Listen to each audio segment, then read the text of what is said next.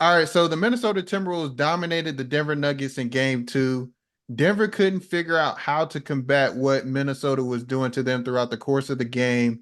And the Timberwolves ended up winning that game by 20 points on the Denver Nuggets home court and took a commanding 2-0 series lead going back to Minnesota. So, Trevon, what are your thoughts on game two? And how do you feel about this series going into game three? I think that the Minnesota Timberwolves did exactly what you want to do if you are the road team, especially against a team the magnitude of the Denver Nuggets, coming off of a championship year where they looked pretty decent throughout the whole regular season. But I do think that throughout the whole regular season and especially throughout the first round of this playoffs, we did see some weaknesses in Denver, mainly just their sloppiness that they've been playing with. I know they've been able to get away with it against the Lakers, but that was, to fairly say, a lesser team.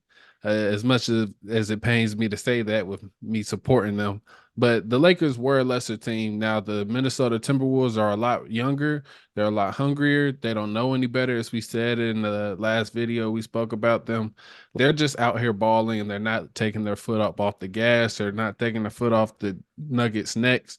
And I think the Nuggets did build some bad habits. You know, when you're able to stop the head of the snake in Jokic and Murray, I think that it really shines light on the weaknesses of the rest of the roster, and more specifically, the lack of depth for the bench. It's not too many guys you can go to out of that starting five outside of Reggie Jackson and maybe Christian Brown and Justin Holiday and people like that. But those are not the same type of players that you're going to see through that starting five or even just players on other teams. I think the Timberwolves, just their tenacity on defense and togetherness and chemistry, I think that's very dangerous. And stealing two on the road is something, it's probably something you can only dream of being a road team. Like, you talk about stealing home court, you really only are looking or expecting to get one game, but to get two in that fashion and especially that dominant way in game two,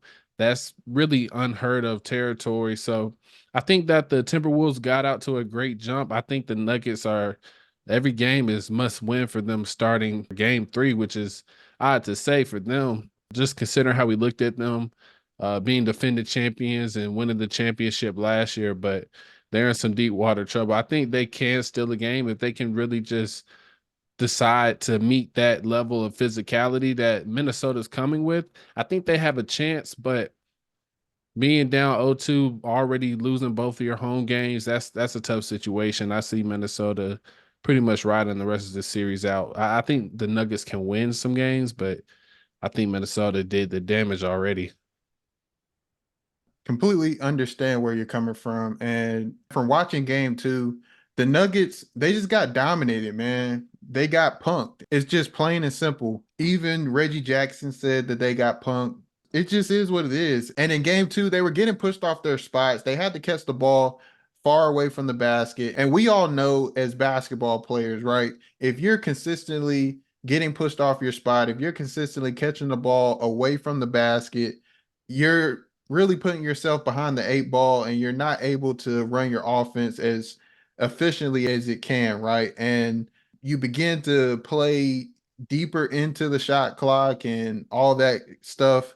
And it's just not good. They were not strong on their drives. They over dribbled at times, trying to dribble through traps. And it just wasn't good for the Denver Nuggets. It just started to trickle down and things just kept going bad for them the more that they got into the game. And then on top of that, they lost their composure.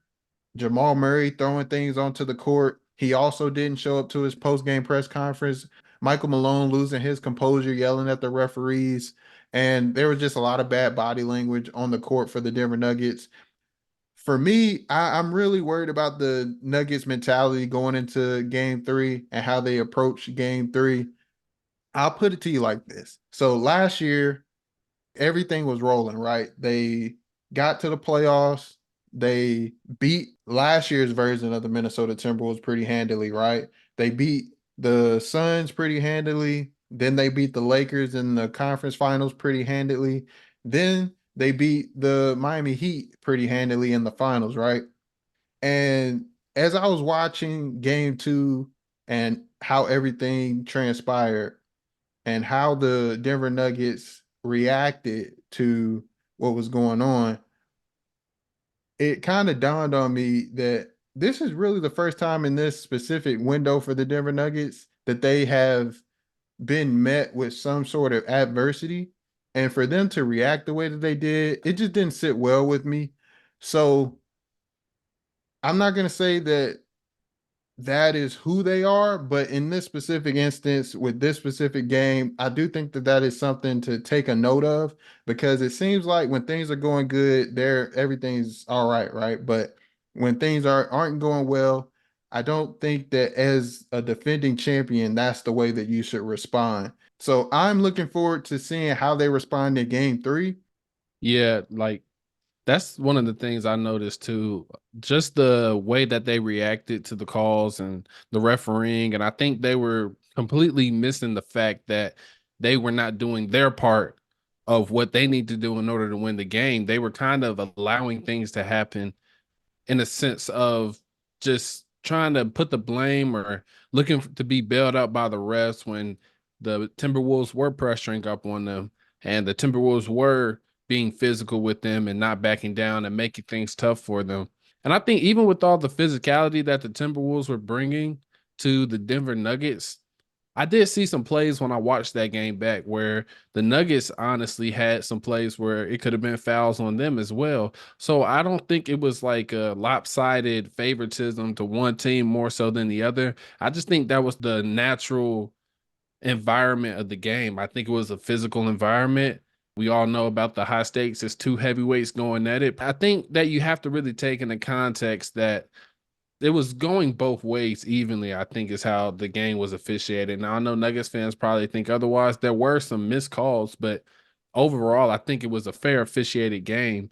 So if that's the case, I think you're just gonna have to play into that.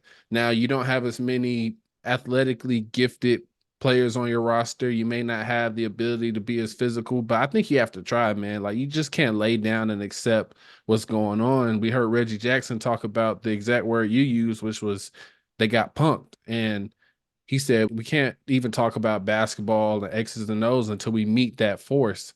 And I think that's just so true. Like, Denver is a team where we think of just being extremely efficient on offense, where you know it's going to go through Jokic, you know it's going to go through Murray.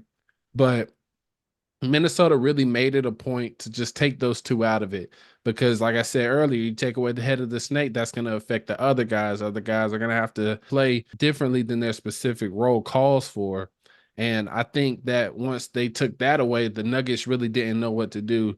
Right. You see Aaron Gordon starting to take jump shots, which is the last thing you want to do. You have so many more gifted perimeter players than you do with Aaron Gordon. And I just think that speaks to the testament of the Timberwolves and the defense they played to even be able to get the ball out of Murray's hands, to be able to make Jokic struggle. We know he's usually the one that's being the more physical guy in the post and dominating and getting to his spots, right? Murray, when he comes off the screen, he's taking one dribble and looking for that pocket pass. We know Murray is going to drag it out. He's going to stare down that defender if he gets to switch. And we know he's going to rise up into a shot comfortably.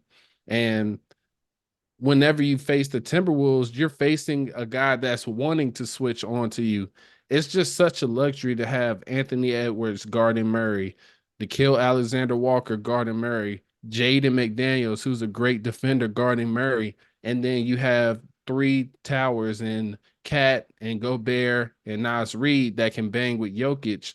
Like to beat this team, that's the ideal situation.